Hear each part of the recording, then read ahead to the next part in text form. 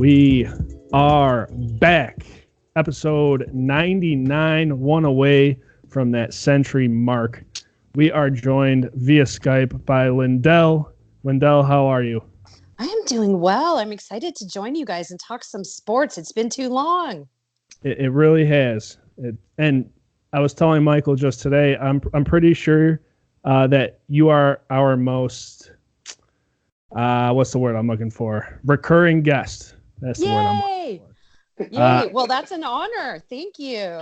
Yeah, thank you. We appreciate it. But yeah, I think you've definitely been on the most of everybody. So this is big. You're almost at episode 100 here. Joined by Michael and Alex as well. Let's not forget them. Little Skype guys. call here. So thank you, first of all, for coming back on. We appreciate it. We got to talk some Steelers football. We haven't talked to you about any football all year, and it's about that time. Gosh, isn't it?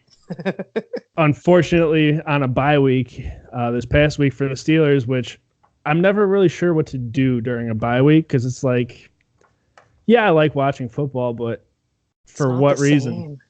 It's really not. It's a gift and a curse. Yeah. And got a Monday night game next week, so it's like the gap in between here is probably going to drive me insane. It's so confusing. It's 2 weekends without football. That's never really ever happens in the regular season. Absolutely not. And especially after the win, like to just tease us and leave us off like that. You guys, I was at that game.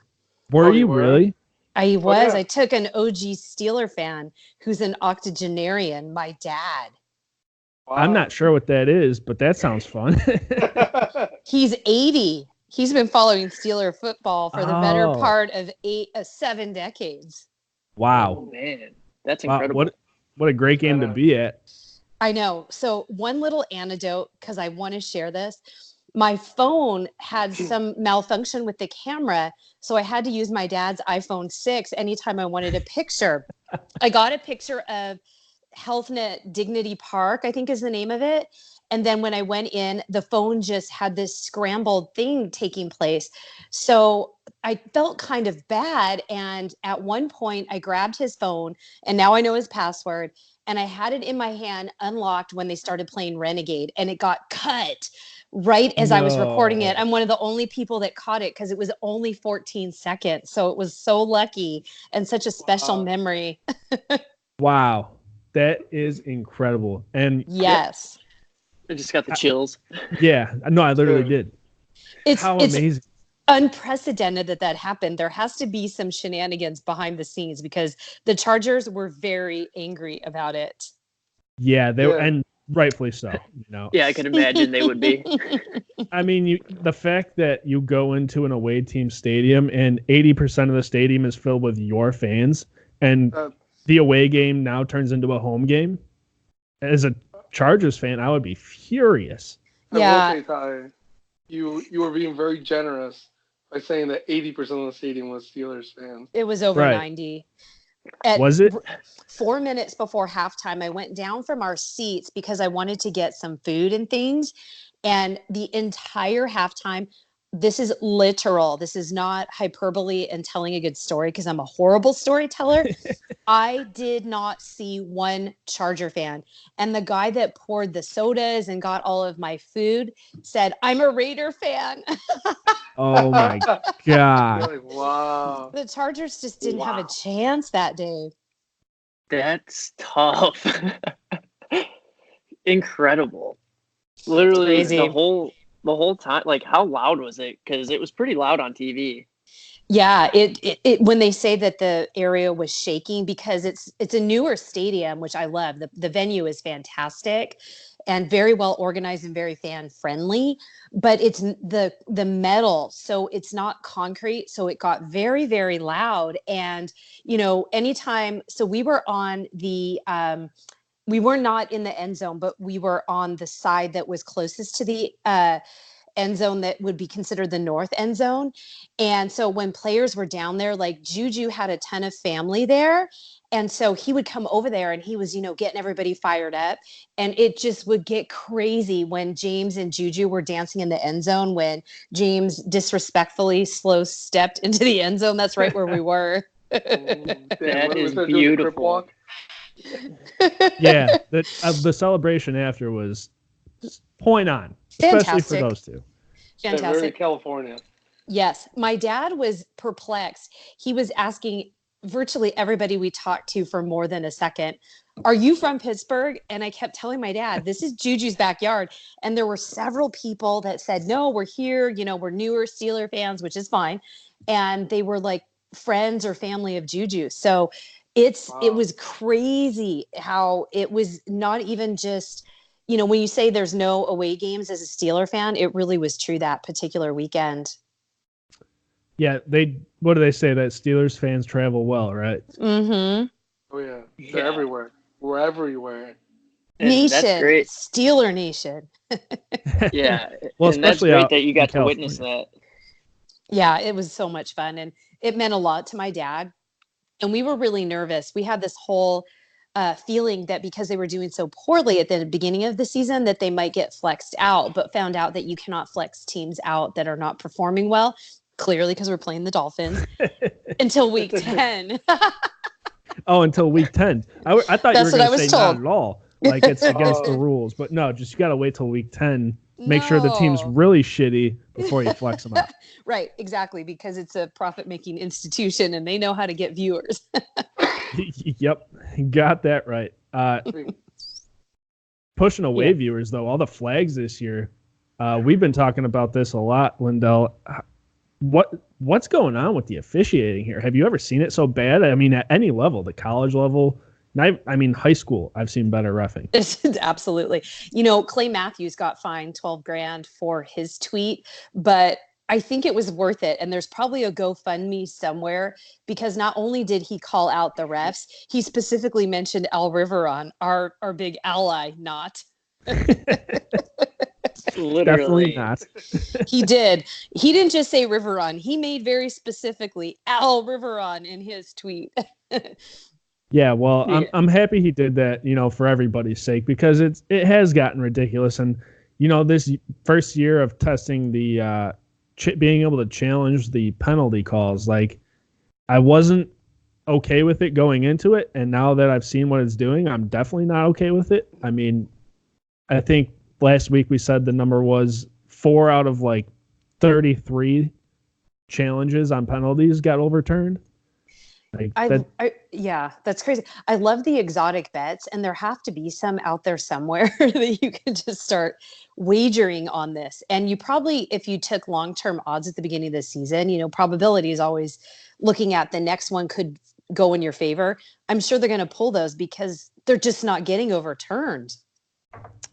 Yeah, literally definitely. None of them. I think the Steelers got one of those 4, though, for what it's worth. So haters gonna hate. Yeah. Haters gonna hate. Steelers not doing so hot, to start the season. Worse than normal. We keep saying this year, we've been spoiled up until this point, to where we've never had a bad Steelers team. Start out 2-4 here, though. Are you a little nervous, or were you nervous? Early in the season when we were not winning games. I was. And when you look at the sequence of events and the nature of the injuries, it doesn't make you feel much better. So given the fact that all of a sudden you've got Devlin Hodges, who's your next man up? I mean, if you look at the trajectory in a short period of time, it's really shocking that they've gone through Ben out for the season. We have such a incredibly difficult head injury to Mason. And then you have a guy who got it done, right? The last time that we had a Steeler game, but a lot of teams would not have fared as well. So we have to look at the performance given, I guess, the product that was the input. So it could have been a lot worse. It really could have. I mean, if you watched the game last night with New England and Sam Darnold, I mean, he's a starter. He was a highly drafted player, right? Then you look at us going to a quarterback who was not even on the team after basically the summer, and we had a chance and we did well. So it could be a lot worse, but it is not highly encouraging with certainly the injuries we have right now. I've been paying attention to this injury report because you've got to make a strategy around the resources you have available. And it's been slim pickings and it's been marquee players out, and you got to work with what you have. And it hasn't been a lot so far this season. Yeah, that's an excellent point. Being 2-4, it's not fun, but like you said, it could be so much worse. And I don't think that any Steeler fans really realize that. Everyone's saying this team sucks and shit in the bed and we're not making the playoffs. It's like, if we can put up a fight, all the games we've lost, we've mentioned before, they've only lost to the Niners and the Seahawks by a few points. Like, correct. And the Ravens, those are winnable ball games. And the Patriots and the Niners are both 6-0. So we've lost two games to two top tier quotes teams, because I think they're both dog shit and they haven't played anybody. Especially the fucking Patriots. Yeah, but I'm so sick of it. Yeah, but the fact that they're winning with Devlin Hodges and they're beating up on the shitty teams, like, we have to be optimistic about this squad. Like, we can't count them out just yet. And whether they make the playoffs or not, it's just fun to watch Steelers football. Right. Every game, every time. And it's wonderful when you have a team that it's just 1 year, right? Because they're making smart choices and there's a lot of good things. If you look at the threads, Devin Bush has a career in Pittsburgh. He is so remarkable. We look at some of the other players and then you look at some teams and you're like, they have nothing. They have Freddie Kitchens and Baker Mayfield, like they have nothing. So it's just one of those things that, unfortunately, the season's been rough so far, but there's still some light in that tunnel. I agree. Yeah. And here's a question for you, Lyndell. What do you think about Tomlin? Because, you just said Kitchens and all these other coaches, like all these Steeler fans, I would say probably half of them are saying, get rid of Tomlin. It's like, who are we going to replace? Like, things could be way worse. So what are your thoughts on that situation? Urban Meyer. He needs to come to USC. He's coming to USC. Reggie Bush said. That's my other team, FYI. Oh, yeah. So, both of my teams on third string quarterbacks. It's been rough, you guys. Oh, USC is too? Yeah, so they were down to their third string, but now they're back to second. So their starting was out within 3/4 of the first game of the season. It was brutal. So here's my thoughts on Tomlin. A few weeks ago, actually, it's probably more like a few months ago now, right? People were saying he should get Coach of the Year because what they were realizing is what he was able to do to keep the lid on the Antonio Brown craziness. And I'm a believer in Tomlin. It doesn't look good now, but history of success and failure is a timeline. And if we look at Tomlin, he does a lot of things really well. He understands the nature of human beings. He understands how to motivate people. He understands how to deal with difficult personalities. And that is a very, very important skill. Being a leader is not something that people that understand the X's and O's can learn. So I don't hate on Mike Tomlin. I wish that some of the things could have turned out differently. But again, it's a timeline. Over the span of Steeler football, I think he has shown that he has the capabilities and the qualities that are really Steeler football. He's not a social media guy. He's not a guy that's out there saying stupid things and doing stupid things. He is very much a Pittsburgh qualities guy, and a cultural fit in that organization is very, very, very important. And I think he has that. I also happen to really like his wife, and that's important too, because as we look at people like Jerry Colangelo, the former general manager of the Sixers, we know that your family impacts your performance at work. So I don't hate on Tomlin. I unfortunately think he had some very difficult personalities and some unfortunate situations, like even including this Chicolo thing, to deal with. So it's a timeline. And if Ben was there, this would be a non-question, a non-issue. That's my long answer to your short question. I agree. I like the answer to all that because I think there's a lot of times where like people he does such a good job at his job that we almost take it for granted sometimes. Absolutely. Every time. Yeah. And I will say, I don't know if you guys follow on Twitter, obviously Tomlin, it's the Twitter account where all the tweets and things are in his voice. The only time he broke character was during the Rudolph concussion, but Tomlin gives a great press conference, and it's just another example of how he deals with difficult people. Reporters can be difficult. What they're looking for is a soundbite, and they want to incite you, and he deals with them so well. Like his close-ended answers that are just defending his players, keeping things all business. That's important too. We've seen a lot of coaches that don't do that, and there's still memes today, sometimes decades later. And I think for the guys to respect him is also something that he can absolutely get done. You need to respect the leaders of your organization. And I think that's in place there. Yeah. And, up until week 16 of last year, this wasn't an issue at all. Like Correct. Nobody had this idea. Up until that point, he's been nothing but great. He's led us to the playoffs every year that he's fucking been there. Yeah. 2 Super Bowls. 2 Super Bowls. I mean, he's done that. exactly. Yeah, that's it.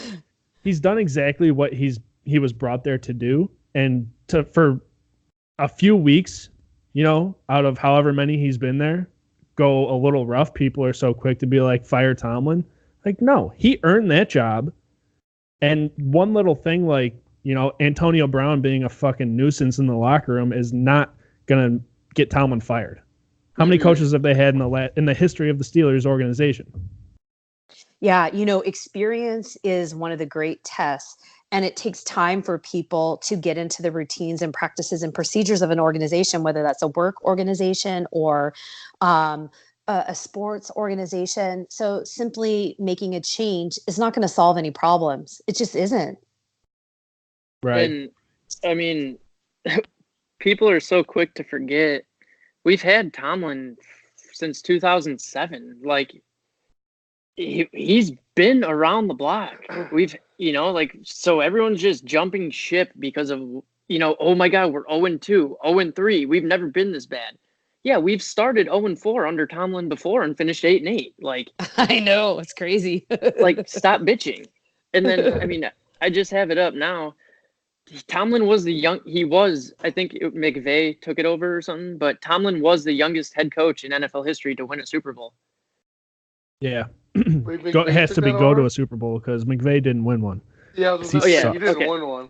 Right. So Tomlin, it says per Wikipedia, Tomlin was the youngest head coach in NFL history to win a Super Bowl at the age of 36. Well, Wikipedia is always right, so I'll go with that. And good news for us.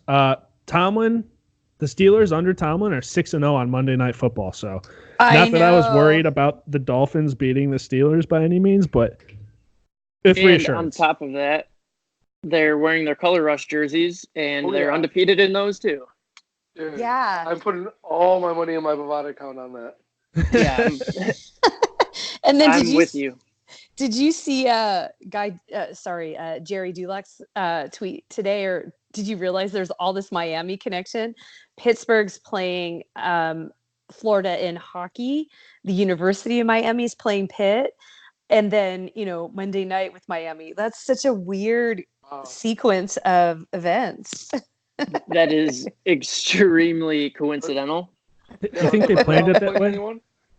But I think the Pitt Panthers are playing at Heinz Field Saturday, and the Steelers are there Monday. Or the Steelers. Yeah, the Steelers are home, right? Yeah, Monday. Yeah. That's great. Dude, I love it. Oh my! Get a warm weather team in a chilly environment. It doesn't go so well. I mean, if you think about it, like some of these guys may have never really experienced it. Like I always get nervous for teams that I like when they go to Colorado, like altitude. Right. It's no joke. Or even off that. Let's go back 2 years to when the Steelers played Miami in Pittsburgh. and Miami just wet the bed. Well, we've all wet the bed in the last year, right? What? Yeah, we've been there. No, but the Minka Fitzpatrick, it'll be his revenge game. Yeah, that's right. Oh yeah. Not much revenge. I mean, he got what he asked for pretty quickly, and he's better off for it. So it's How like, many picks do you think he gets? 28. over under 23 interceptions, Minka Fitzpatrick. I'm going to hit the over. I think I like that call. For his career. Yeah. The defense, though, speaking of which, I mean, ever since Minka Fitzpatrick has gotten to Pittsburgh, the Steelers' defense has just turned things around. Like 180, just fucking flipped it on a dime. I don't even know where to start as far as defense goes. We finally have cornerbacks. We have a backfield not a backfield, secondary that can defend the pass. It's the defensive backfield. There you go. We have linebackers who are making tackle after tackle. Devin Bush, the rookie, defensive rookie of the year, undoubtedly at this point. No question. I mean, Stevie Nelson. Stevie Nelson, I saw he was back at practice, which is great Steve news. Nelson. Even Artie Burns, when he filled in last week, didn't disappoint. Terrell Edmonds on a tear. Lyndell, can you remember a time when the defense has been so good between the Palomalu era and now? Well, so I was going to say, not since the Palomalu era. And, Right. like there were times where I would just take these outrageous bets with people, Steeler ego pride, right? And it would be like, oh, they're going to get it done, right? And it would be Troy, right, that had this amazing play. And I'm like, I told you. So we haven't had that for a while, but it's shaping up, and the foreshadowing and the visions of what could come are certainly there. Can we finally shut up the haters that said that Devin Bush wasn't going to be a great player? Who said that? People when he got drafted, everyone was saying the other were... Devin White. What's his name? Devin White. They're like, oh yeah, he's way better than Bush. Yeah. Well, there's I think a couple things to support that. I mean, that first touchdown against the Chargers. If you look at that a few times, I'm trying to figure out, did people not realize that was a lateral pass and Devin Bush's football IQ is that high? Or was he just so quick? Because that is one of those unteachable moments, and people have that or they do not. And, that's the kind of thing you look for in a high draft pick. Do they fundamentally understand what's going on behind each play? And it seems like he does. He knows where to be. He knows how to be a rookie that's adding value immediately. And it's just more to come. Yeah. Michael literally said the exact same thing on last week's podcast. He's like, that ball went to the ground, and Devin Bush, the rookie, is the only one that made a move for that ball. That's my belief, too, because it was at the other side of the field. So I didn't really see that up close. But I looked at a couple of the replays. I'm like, I think everybody else thought it was dead. Yeah. Oh, they definitely did. Yeah, that's what I was saying. I was like, it was a great game. We got a W. I'm not going to complain about anything. But the one thing that I was concerned about was that there was 4 guys standing around the ball, and Devin Bush was the only one that knew exactly what was going on. I'll tell you, yes, exactly. And, you see that sometimes in college, but to see it in the NFL, you're like, come on, guys. It's like if I was that crappy at my job, I'd be fired. It's like, yeah. This is the minimum. Yeah. The standard is the standard. Yeah. Heard that too many times. Totally. No, but that's great to have that presence of Devin Bush being there. So it's like, yeah, maybe obviously there's other guys around him that are older and more experienced, but they have a lot to learn from Mr. Devin Bush. And I think his presence will be felt tremendously.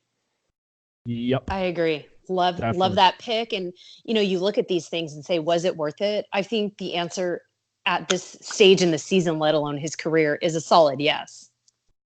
Yeah. 100%. Yeah. him and giving up our first round draft pick next year. I'm definitely happy with the ROI we've had on that. Yes, I am 100%. I was talking about this earlier or yesterday. I worked with my buddy. I was like, dude, people were up in arms with this Fitzpatrick trade. Like, yep. You know, why we just gave up a first round pick. The last time the Steelers didn't have a first round pick was 1967. Like, okay, yeah, but a while ago.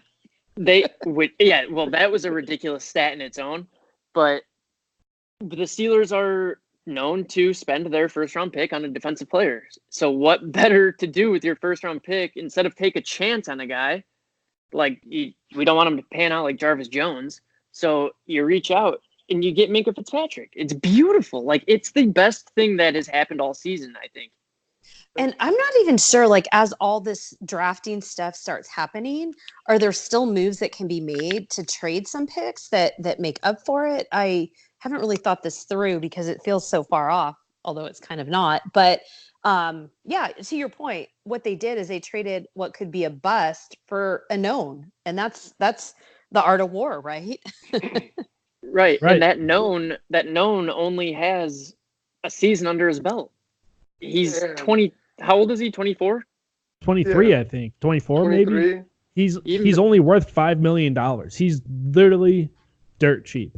And let's not forget, he's an Alabama product.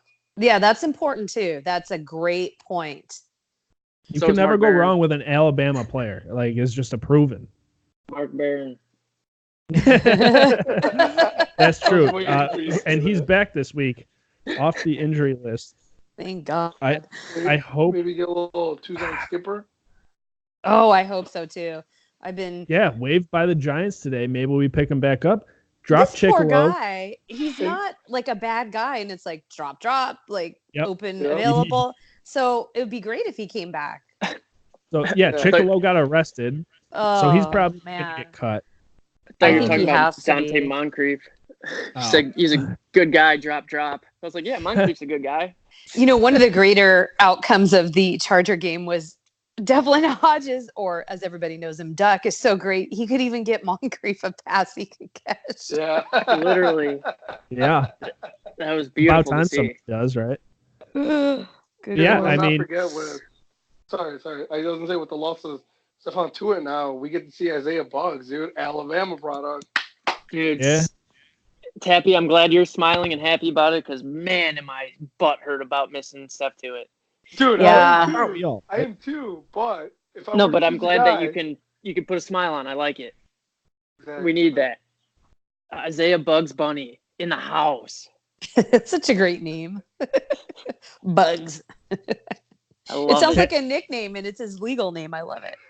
Right. Tappy is all about these like third string undrafted players that the Steelers got. Like, he was the biggest Duck fan at the beginning of this year. Like, nobody even knew who the hell Duck was. Oh, yeah. Loves Tazar Skipper. Tappy was a huge fan of that homeless dude that showed up to camp. Yeah. Oh, dude, Darren Patterson.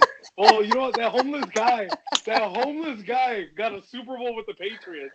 So joke's on us. No, that's what I'm like. It's great. Ty was saying, like, you always find the fucking diamond in the rough. I try. It's hilarious. Somehow, some way, always. But anyway, unfortunately, the Steelers' offense hasn't looked great. I mean, I know they looked pretty good in that win against the Bengals, and then was that their last game? The Chargers, duh. But aside from that, I mean, the receivers only have, I think, what we say, like 29 receptions combined all year between every game. Like, our receivers just haven't been doing anything. Our quarterback game hasn't been all that strong. I mean, we've had guys that stepped in and did their job, but we need to be slinging the ball downfield. We're missing Big Ben pretty bad, and thankfully the running game is finally kind of up to par again, but we've been struggling on the offensive side. I guess does it count as a reception if we're snapping it straight to Jalen Samuels? Well, those touch passes, yeah, because Jalen Samuels is 4 of 5 passing on the year with 1 interception. So, which is a ridiculous stat. But that interception was an actual fucking toss. Yeah. Throw. Yeah. But Tappy, go ahead, do you have your headphones in? Yeah, I have them, man. I can't really hear you at all. Hello? Just talk louder. Hello? There you go, dude. Maybe get a little closer to the iPad. I don't know. He keeps pushing you forward, pulling you forward, pushing you back. What do you want? I know. He's like, you're too close. You're too far. I just there's that good-looking face right there, looking like Heinz Ward. Yeah, Ty, you were saying the offense, it's there, but it's not. I mean, clearly it's not because they're not putting up the numbers that we're used to. Probably because Big Ben's not there. But our player that has the most receptions is James Conner, who is a running back. It's like the Patriots offense. It's like Tom Brady. The swing passes out to the running back. That's all it has been. James White, Rex Burkhead, used to be Deion Lewis. Who else? Now it's Brandon Bolden and Sony Michel, and he lives by it. Yeah, lives and dies by it. And the Steelers have been trying. I like I said, the Wildcat against the Bengals. Lyndell, I don't know how you feel about that, but I was a big fan. Something new, something different. It was incredible. It worked. And apparently Benny Snell ran that a lot in college. So I thought we were going to see it a little bit more last game, but who knows? You just have to have a strategy that works. I mean, I don't care what they do as long as the offense looks better than it has thus far. Right. Yep. I couldn't agree with that more. And how do you feel about the addition of Nick Vennett? Well, I don't mind it. I think tight end has been a tough spot for all the teams this year. And the fact that he has a connection with Mason Rudolph, I think is important. It seems to me that connection and understanding, there's kind of that intangible that can't be described, that can't be defined, but those guys practice together in the summer, and that might be an advantage. We need to leverage and exploit any advantages on offense that are there to be found, and that might be one. I love Pete Carroll, as you might imagine, and you look at what kind of organization he came from. It was an organization with a good quarterback and success. So he understands what's required. It's not an organization that was tanking. It's not an organization with behavioral problems. It's not an organization with a rookie quarterback. If we look at some of these other organizations with a coach who didn't have good principles to share. So I think all of those things are great when a player has them, has experienced them, and comes into the organization. He's happy to be there. That's also important. All of those things are good. Let's see what we can do with it. I love it.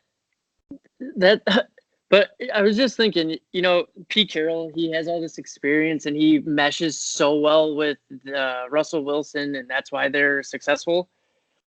It's did Mike Tomlin have any experience prior to this? Good point. And I'm not knocking. It's just a legitimate question. Mike Tomlin came in so young, and it's he was handed all of Bill Cowher's talent. That's a good point. One of the things, though, I do like about Mike Tomlin is he was actually a player, and he was a player that was also kind of a good academic and well-developed mind as well. And that's what I think coaches and leaders are about, is they have an understanding of what the players are about, and then they have this sort of teachable skill that enables them to be greater than the sum of the parts. So you're absolutely right. But with respect to Tomlin, he didn't necessarily have the same resume, but he certainly has the skills that over time, I think, make him a good fit for the position, regardless of what the start of this season looked like. Right. Yeah, right. No, and that's a very or extremely valid point. And, it's you said, he, instead of having coaching experience, he had playing experience, and he is younger. And I think that's, like you said, he knows what each player's worth, and they're not just a body or a piece of meat out there playing and making money. He meshes with them, and he's on a good level with all of the players. And I think that goes a long way. He has a way He has a way of making very complex things very simple. And I think that might be a little bit about what the game's about too, right? You have this huge playbook, you have all these things that need to be done by the time you arrive to game day. And I think that's why I love quotes from Tomlin so much, or listening to him in press conferences. He's just able to kind of cut through lots of things that could ramble on and be sort of over the top and say, here's your 15-word soundbite. Here's your brass tacks. Here's your bottom line. And that's sort of what a coach should be doing.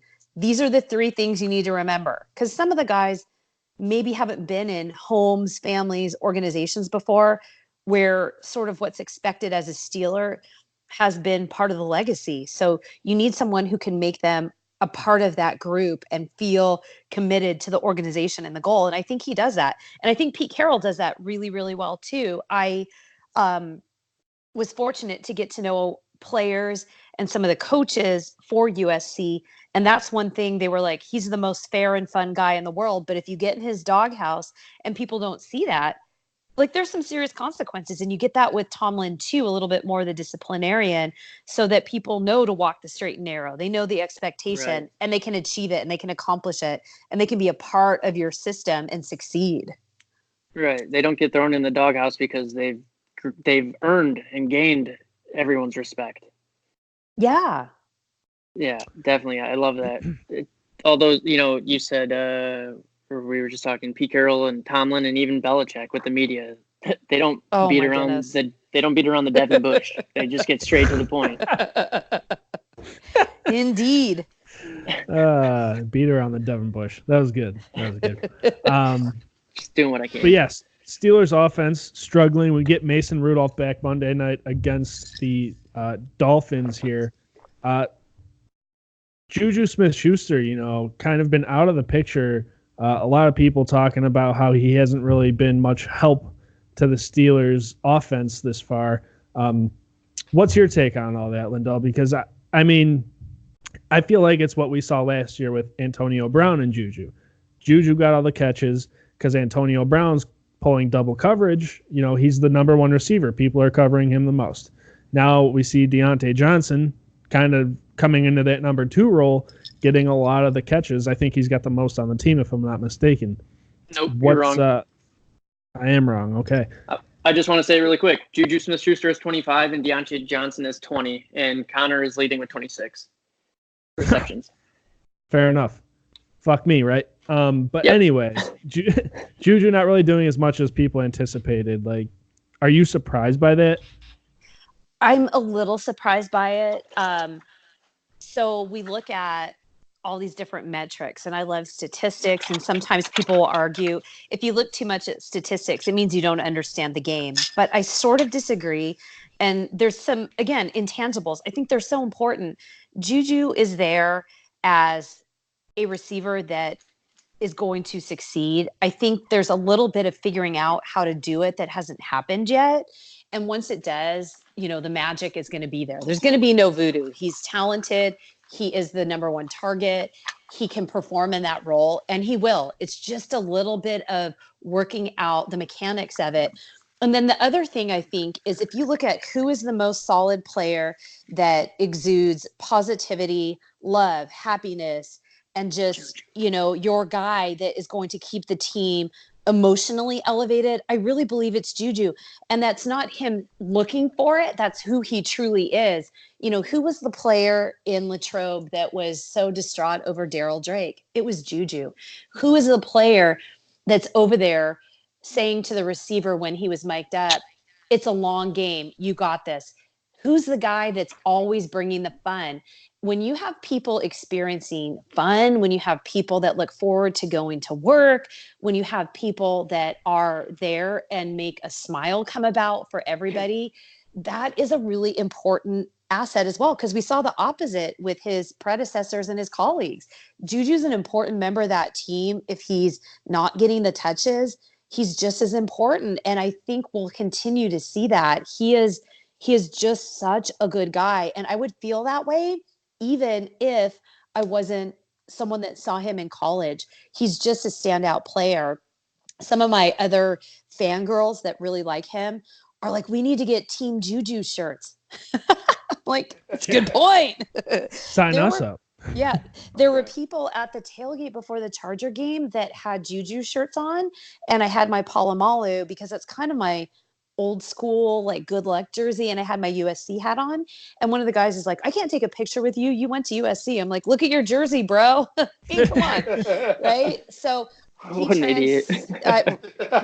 Exactly. But he transcends all of that, and he'll be important regardless of the catches and the touches that he gets. And I think they're coming. It's just like once the lid is off that bottle, the genie is out. He is going to be huge. And there's so many reasons for that. People love him. He's beloved, and he's going to continue to be a young talent in that locker room that elevates the entire group. That's my belief. And yeah. Here's my hot take. I think he goes off this week. I know I said it last week about this past game, but I think this week's the week. I mean, the Miami Dolphins, the defense is trash. Mason Rudolph is back. He can actually air it out. In comparison to Devlin Hodges, I think Juju gets his against the Dolphins. And, like, it'll be exciting to see that play that we haven't seen all season. It's coming. This is a great week to test it out. There's nothing to lose. Yeah, absolutely not. Well, Definitely. Unless we actually lose, and then I lose all faith in the Steelers. So, yeah, I told Ty if the Dolphins beat the Steelers that we're deleting every entertainment account. Honestly, they need to stop playing on Sundays if they lose on Monday this week. Yeah, Oh, yeah, absolutely. Yeah, for sure. And They will become a meme. I can't even imagine it. It'd be so bad. Okay, so Lyndell, I've asked every guest we've had on the past couple weeks here. I got to ask you the same. Who is the one player on the Steelers this year that you've been most impressed by? Offense or defense, rookie or veteran, doesn't matter. Who has impressed you the most thus far?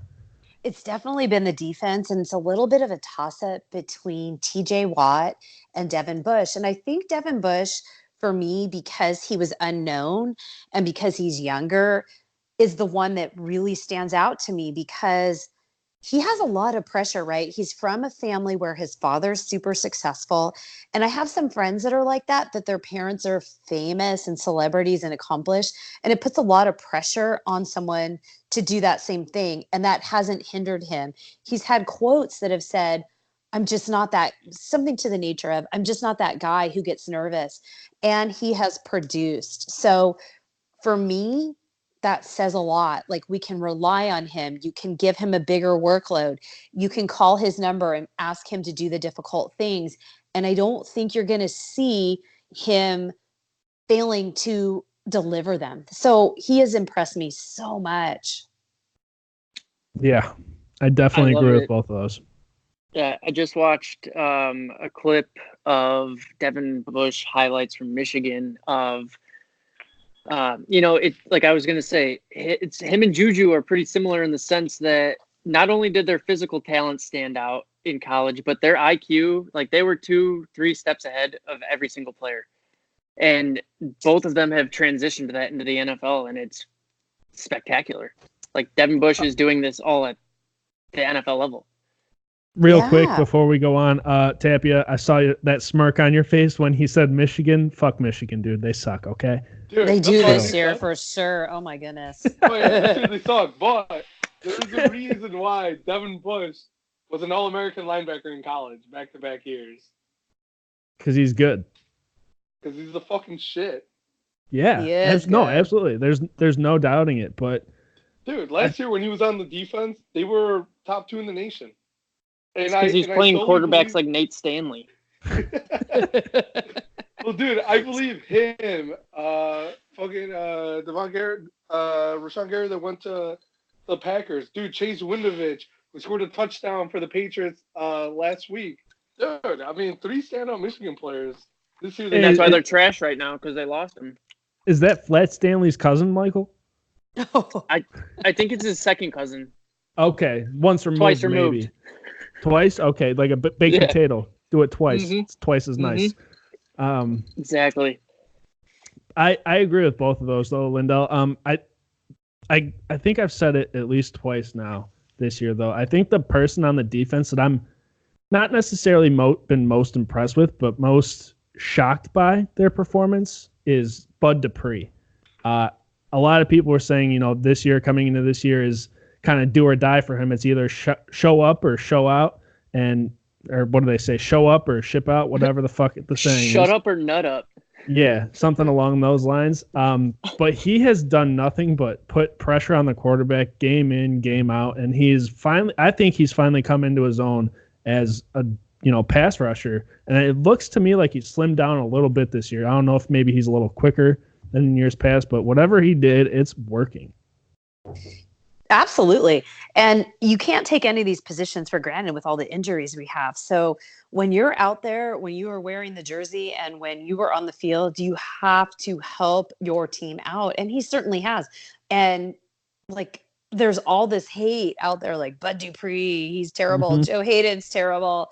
Artie Burns is terrible. But in the positions and times when they've been asked to deliver, it seems like they have really showed up. It hasn't been that whole narrative and the sour grapes that we're hearing online.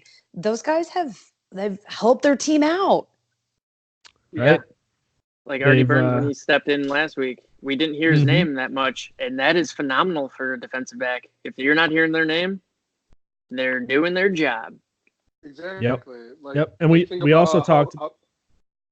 Go ahead. No, you go ahead.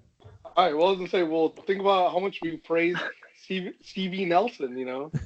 I mean, dude, the guy's been targeted the most probably on the Steelers, and he's been nothing but lights out. And yeah, I think he brings that presence to to our secondary. That it's so important. Addition to him, Bush switching last year, TJ and Bud Dupree switching sides with them. That's helped a lot too. I mean, it's the little things I feel went a long way. Biggest standout, Cam Sutton. Oh, he's been great. After Latrobe. Yeah. That onside kick that he recovered was a thing of beauty. Yeah. That was great. I mean, I want to say I'm gonna stick with the defensive backs here. Mike Hilton is a fucking beast. Yes. He's been putting on. He really has. The Steelers need to pay this man because I would hate to see him on another team. Yep. Absolutely would hate to see it. But anyways, Steelers next week, Monday night at home against the Dolphins. Let's get score predictions out of everybody here. I'll start. I got Steelers 27 and the Dolphins 6. Wow. No touchdowns. Defense showing out. 27-6. Yep. Lyndell, would you like to go ahead? I was going to say 28-3. I feel really good about this game, but I'm going to agree that I just don't think they're going to score on the defense. So hopefully the first two predictions are correct. No defensive and no offensive touchdowns. Well, let's not forget Fitzpatrick is starting this week for the Dolphins. So he's also starting for the Steelers. Also, hold on. Fitz to Fitz. Don't forget, Fitzmagic last year had his first loss handed to him by the Steelers. That's when Vanimal toyed with what's his name from Chris Conti. Sent him to the Chris fucking Conti. disabled list. Yeah, he literally shut down Chris Conti for the rest of the year. The rest of the year. Don't forget that. On the IR with hurt feelings. Yeah, for Fitzmagic. No, the best part was McDonald stiff-armed him into the earth's crust, and then Chris Conti was on the DL with a knee injury. Yeah. Nah, that was no knee injury. That was you hurt your pride. Yeah, you gotta act injured. Yeah, gotta act injured. So Tapia, what's your score prediction? I'm guessing game's gonna end 34-3, but if that doesn't happen, then for sure in the Fitty Burger. So it's either they're scoring 34 or they're scoring 50. Yeah. plus. Okay. Okay. No, that's realistic. Thanks. I love it. Okay. Fair enough. Well, is it bad that my first thought when I asked that question was Steelers 55, Dolphins nothing? Because of Devin Bush? Nope, because the Dolphins suck. Yeah, the only thing I could say that might keep that score a little bit lower is Tomlin's like, everybody gets to play today. Yeah, and I don't think that's Tomlin's. Duck could get back into the game. Okay. I'd love it. Hopefully not due to injury, but yeah, that'd still be cool. Ryan Switzer's going to catch three catches or like 28 yards. Nah, he's going to come in as the emergency quarterback and throw 3 touchdowns. Oh, wow. Wow. I hope we do not need an emergency quarterback. Oh God, so true. I hate the word emergency, Ty. Or emergency. Yeah, let's hope you don't get cold, dude. I'd rather get a cold than the Steelers have an emergency quarterback ready to go. I'd rather get syphilis than have the Steelers have an emergency quarterback. I'm not because playing around. That's curable. Because it's curable. Curable. Anything Easy. with an H, you're fucked. Cured it 5 times myself. No worries. Jesus. Make sure to cut that part. Yeah. Wow. No, we'll definitely bleep that out. Steelers looking good for the dub, though. Hopefully Monday night. We gotta talk some basketball before we let you go here, Lyndell. Yeah. You do report on the 76ers. Is that correct? That is correct. Okay, so I haven't seen a lick of basketball, any preseason. Haven't listened to any analysis, if you will. What are the 76ers looking like this year? Are they going to be, front runners for winning a division here? They are. Right now, our biggest competition is going to be Milwaukee, obviously. And that's pretty much it in the Eastern Conference. LeBron's gone. The Celtics don't look good. The Pistons, I'm not sure, right? We have Oladipo. How's he going to come back? So focusing on the Sixers. Too. Yeah, well, the Raptors without Kawhi, I don't know, right? Right. So looking at Philly, they're in a good position. This is their division to win. This is their division to lose. They drafted, albeit from the same school as the other guy that was the number 1 draft pick.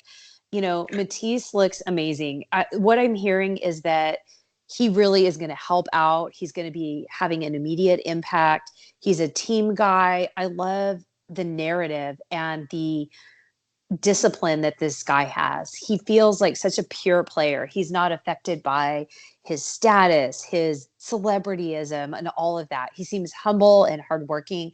And I think that's important. That's kind of a Pennsylvania Philly value. They don't like the showboat guy. Joel Embiid allegedly took the offseason to get in shape because he was looking a little bit out of shape, if you will. And injuries related to that. And I feel like husky. Yeah.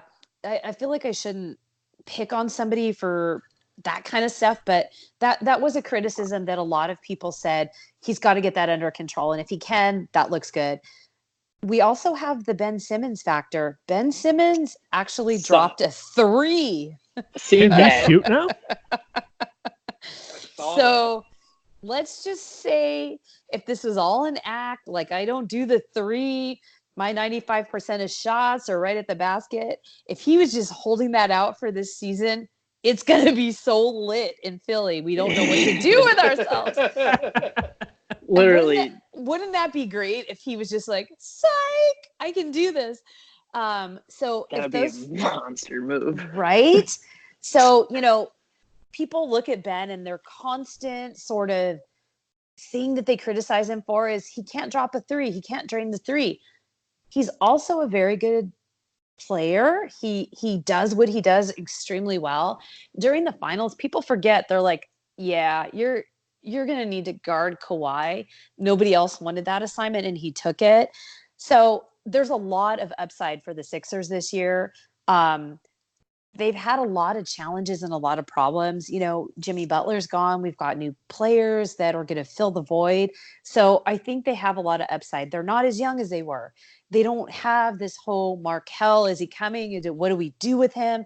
I think they have solid assets in place to really put on a beautiful program for their fans who are not all that tolerant of bad production. And we'll see where they go. I'm excited. Yeah. The biggest thing I feel like with Ben Simmons is he's still so young. Like, why is there so much criticism with him? Like, he's still developing as a player. And like you said, the future is so bright for that team and Ben Simmons. Yeah. So brightening my shades. Yeah, totally. Corey Hart.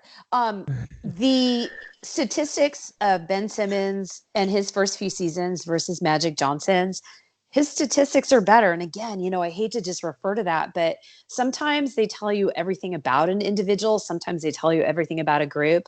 But when you compare what he's accomplished with what Magic Johnson, one of the greatest guards of all time, has accomplished, Ben has a lot of potential. And I think it's there. I'm excited to see if it's this year. People are very critical of Brett Brown. Like, he's only got this job because they were so bad for so long that he put up with it. But Brett Brown is a player's guy. He's all about developing the team and trying to get these guys to know each other and to jibe as a unit that functions as one. So that could be a really important part of the season because there is a lot of change and, people are resistant to change. JJ Redick was a core part of that organization and he's gone. So people get nervous. So we need to see what they have to offer. And it's never the same in the preseason, as we all know. So I'm excited for tomorrow's game to see how they look, how they perform, what's new, what's different, what's better. And I think it will be a lot. I think they're going to look like a new group. And they came within that one hitting the rim 5 or 6 times Kawhi shot of advancing. So I live on that. And I've got some positive thoughts. Well, and I know it hurts that Jimmy's gone now. Jimmy gets buckets. That's why they call him Jimmy Buckets. But I think the one thing they were really missing from last year is Ben Simmons being able to shoot the ball. You saw defenses sag off into the fucking middle of the whatever they call it. The paint. Because they're just giving him the open shot because they know he wasn't going to hit it. If he can shoot the ball now. Wasn't even take it. Yeah, wasn't even going to take it. If he can shoot the three now, and if he can shoot even just like a jump shot from the elbow, they're going to be a dangerous team. And I think it's fair to say he chose not to. How could you not? He's got over a 6-foot wingspan. How can you not make that?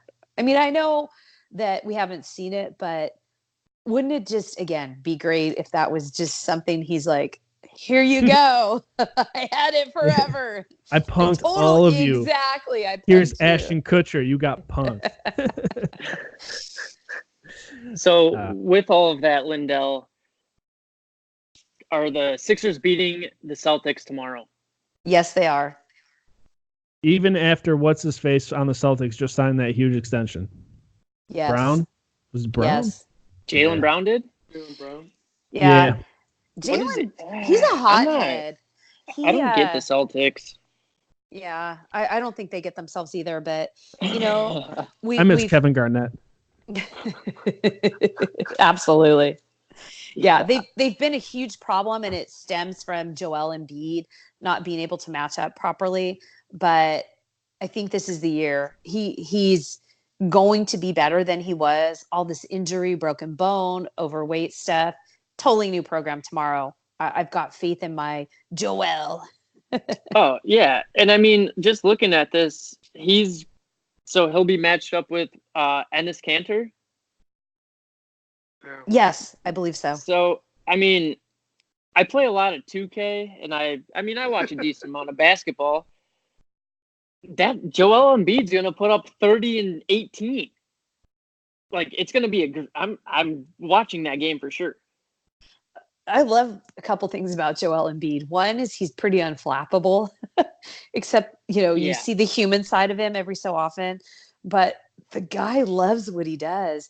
And, he's from a family where his dad was in the military. So I think that there is a discipline underneath the fun stuff. And when it comes down to it, he's not someone who's mentally weak. And that's important because the Sixers offense is very different than other teams. They run it through Joel, and I have faith in him. He's not a guy who's going to have a bad game and see ghosts as we saw yesterday. Joel's solid. I put my faith in him. That shit was funny as hell yesterday, by the way. And the fact that they put him mic'd up saying "I see ghosts" was ridiculous. Outstanding. I mean, that's not going to go away ever. Like, there's T-shirts being made right now. Tomorrow they're available, and everybody's Instagram that follows the Jets is going to have an opportunity to purchase them. Well, the Jets team as a whole got pretty upset that they let that air. So. It's so good, though. Oh, it's hilarious. Of course they let that air. That's one of the greatest comments in the last, 5 years of, people being mic'd up. That's better than asking Boswell what he's doing after the game and how many chicks he's talking to. I immediately texted Michael and said, how quickly can you put his face on the body of the little boy from The Sixth Sense? 10 it's seconds Halloween. later. I mean, it's going to happen. Ghosting this time is perfect. For sure. All right, so are the 76ers going to win a championship this year? Is this year the year they win it? It's too early to say. I think they're going to win their division, but to be determined. I've followed a lot of the preseason. I followed a lot of what the pundits are saying, and people seem to believe the Lakers and the Clippers are going to be pretty good this year. I'm not sure about the Lakers. Clippers, they might be a problem. Who do you got tonight? The Lakers are favored by 3 points tonight at the Clippers. Oh, I'm taking the Clippers 100%. I grew up a Lakers fan because of, being in Southern California. I have a Magic Johnson signed basketball. It was a prized possession in the family kind of thing. But if you look through my social media, I'm just not a fan of LeBron there. I think that the Lakers organization has a lot of problems. And I just think Kawhi pulled a LeBron on the Lakers. And I do think the Clippers will be the better team at the end of the year. That's my suspicion. I've not vetted it yet because I haven't watched a lot of their preseason and seen any of their regular season, but I'm taking the Clippers hands down anytime they're playing a mediocre team or the Lakers this whole season as of now. I respect that a lot. I'm not sold on the Lakers. No, you're good.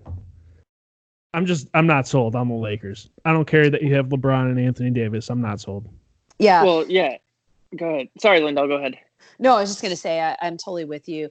What they're trying to do there right now is be a bully and buy people and do this and do that. That's not how championships are won. They're won by hard work. And I don't see that in the Lakers organization right now.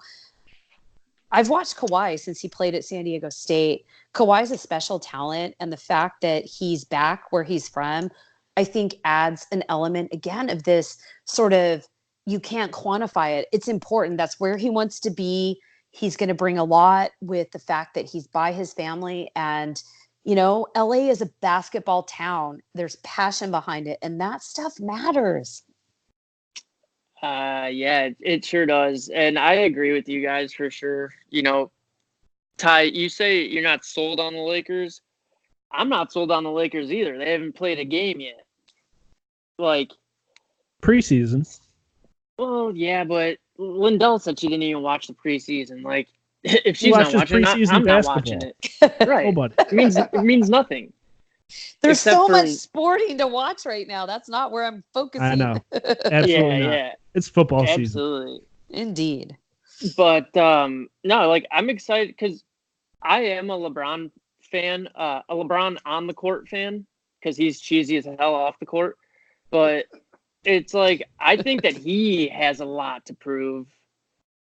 And I think that he's going to come out of the gates guns a-blazing. I don't think the Lakers are going to win the ship or really even be that competitive in the West. But like you said, Lyndell, that Kawhi is home now. The Clippers have a great team. Los Angeles is a basketball city.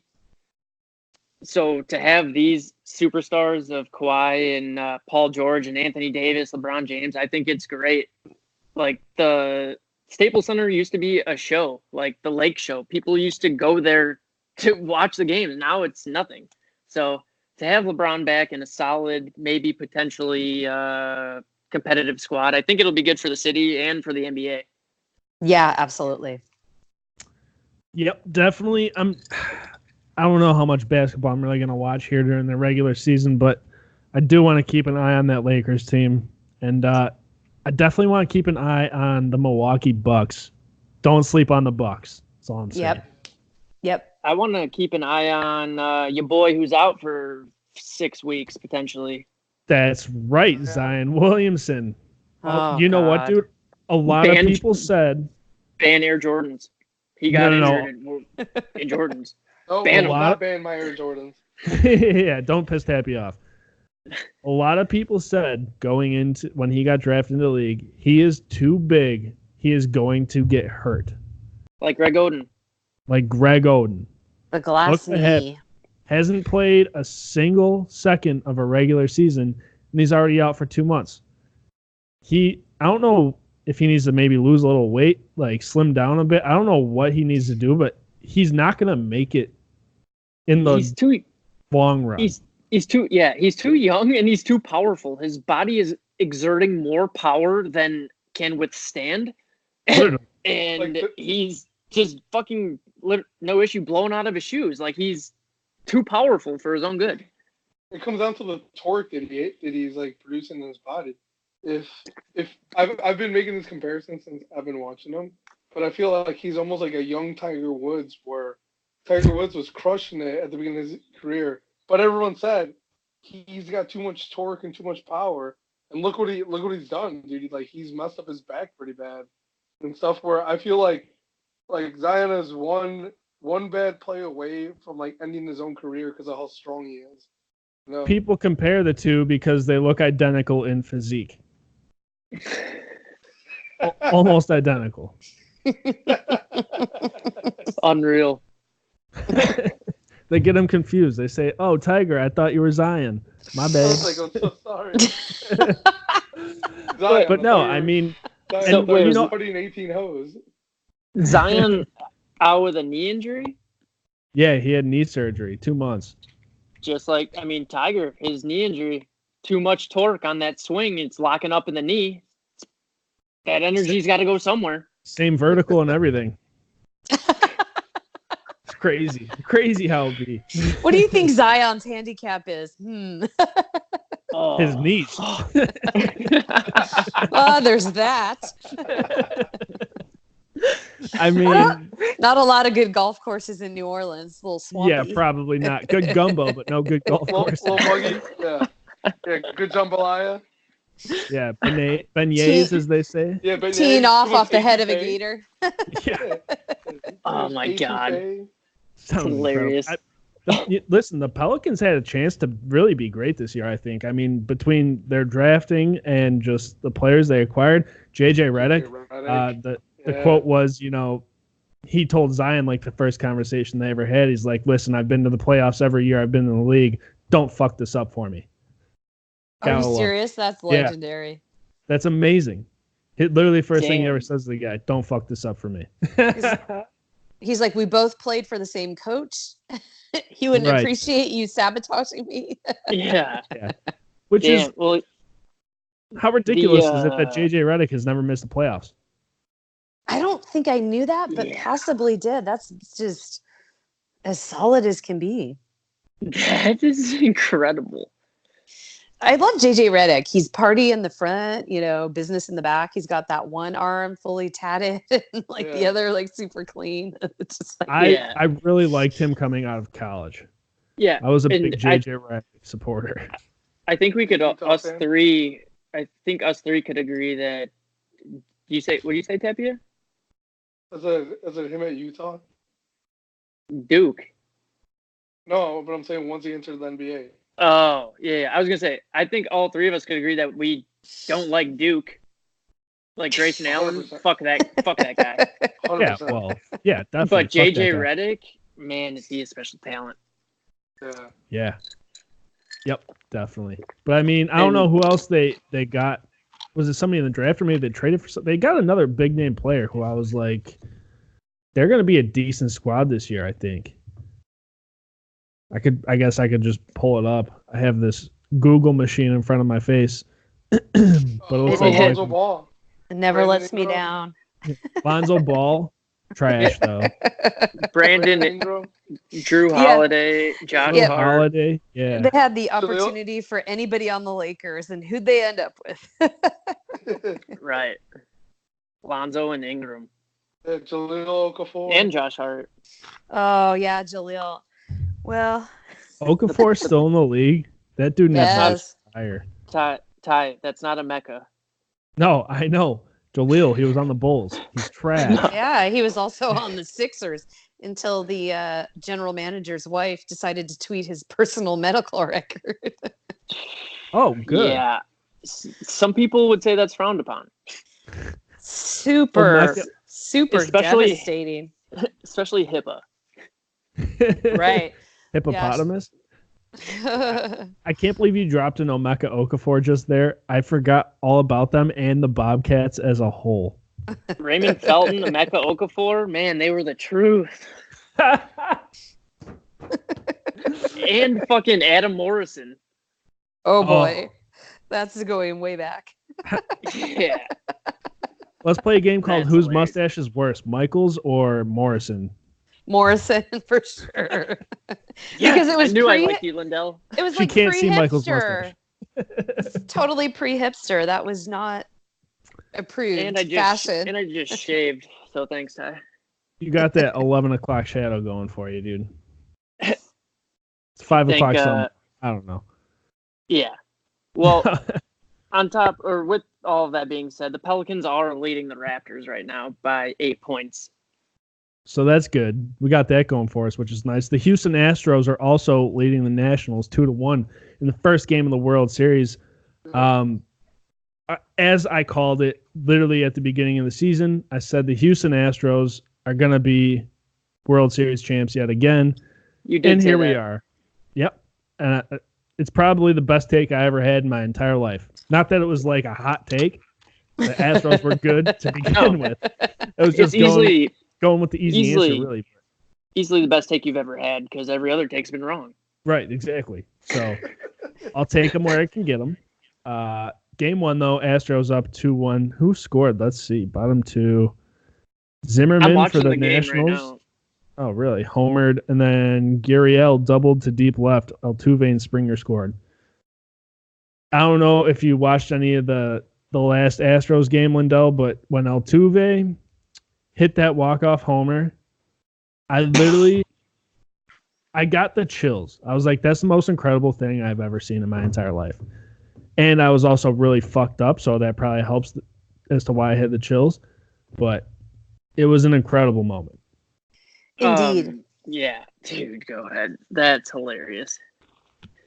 That's Sorry. hilarious. No, I was looking for this. Skip Bayless. If Jose Altuve can do that, then Kyler Murray can be a star NFL quarterback. Yeah, I'm not so sure. Like, I don't know how those correlate at all. like whatever drugs Skip is on, I would love a batch.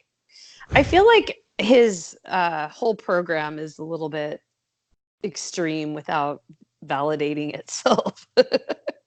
Yeah. It's almost so ridiculous that it's like, yeah, he's paid to act like this. Like this isn't genuine. There's no way that's real. Exactly. That's what I'm saying. Because nobody could be that dumb. Yeah. Garrett Cole getting the start.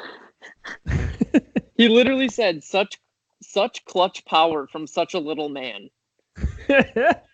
Wow. What an ass. Insulting. I have heard that from people that know him, from working with him and from a very firsthand level, that he's one of the most hated personalities in sports.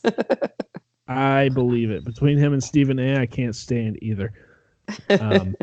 But Garrett Cole getting the start for the Astros, former Pirate, not a big deal. But let's get predictions for this World Series here. I know we really haven't been following baseball much, the three of us, anyways. But let's get who's winning and who wins and in how many games do they win. All right, cool. I'll go first. I got Astros in 5. Dude, okay. I'll follow up. I got Astros in 4. Sweep. Ooh. Sweet. Bring out the broom. Clean sweep. Okay. This is a tough one. I really like Strasburg. He's from San Diego. He's left-handed. So am I. I'm going to give him 1. I'm going to say Astros in 6, but I'm going to give Strauss a chance to not be swept. That's fair enough. Ty, I'm with you. I was going to say 5. I think that the Nationals will win one game, whether it be Scherzer or Strasburg. But, man, the Astros are just so good. It's tough. Like, they're so fun to watch. They're so good offensively, defensively. Their chemistry, like, I don't know, man. They're amazing. When you think complete baseball team, you think Houston Astros. Yes. 100%. Yes. So. And yeah, just to think, was like 5 years ago, 6 years ago, what was it? Probably longer when they were in the NL Central. And they were the worst team in baseball. Oh yeah. Before Jeff Bagwell or after Jeff Bagwell and Craig Biggio. Yeah. Oh yeah. After Lance Berkman. Oh, the truth. Yeah. And love it. El Caballo, fucking Carlos Lee. El Caballo. Is that Spanish for the caballo? The horse. Okay. Montaro Caballo. Yeah, sure. What he said. That's right. You got it. Okay. Well, let's get out of here then. That's about enough of all that. Lyndell, thank you very much for coming on, talking some Pittsburgh Steelers, some basketball. Always a pleasure. Of course, you are always for me back. too. Your guys' show is fantastic. I appreciate being able to join it again, and thank you for having me. Thank you. We appreciate it. Let everybody know before you go where to find you on your social media. Oh, thanks so much. So all of the fangirls who represent every NBA team and every NFL team can be found with the team name followed by FGSN. So Steelers, FGSN on all social media, and Sixers, FGSN. Awesome. Make sure to go follow her social media. Again, thank you, Lyndell, and we'll talk soon, I'm sure. I hope so. Yeah. Thanks so much, you guys. Yeah, have a good one. Always a good time, Lyndell. Thank you. Thank you. Bye. Bye.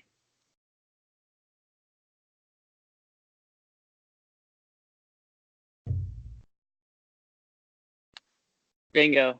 All right, there it goes. Thanks again to Lyndell for coming on. Make sure to follow her social media. She's got a good following. She posts a lot of cool stuff, so She's that. a cool person. Dude, literally, it's like her insights. It's so easy to talk to her about Steelers football, and you can definitely tell like she's in the media business. I don't know what exactly it is she does for all of it, but right? The way she talks, you're like, she definitely knows what she's doing. I was gonna say, she's mentioned a few times like she's got friends and family that are like celebrities and this and that, and like I think. Not only it sounds like it comes natural, but like I'm sure she's used to talking like that, being around higher up people, kind of got to put on a better act. Not necessarily, and again, it's not an act because she's, it's like genuine. Yeah, better than this fucking shit show schmuck shit that we got going on here. Yeah, I don't think she's ever said that. No, definitely not. Okay, but let's get out of here for real. Follow our social media, listen to our podcast, go to our website, yinzertainment.com, YINZERTAINMENT, yinzertainment.com. All of the links to our social media are in there at Yins Daily on Twitter and Instagram. The links to listen to the podcast, Apple Podcasts, Spotify, our YouTube channel, you can watch it there. All of that is in the website, yinzertainment.com. Episode 90.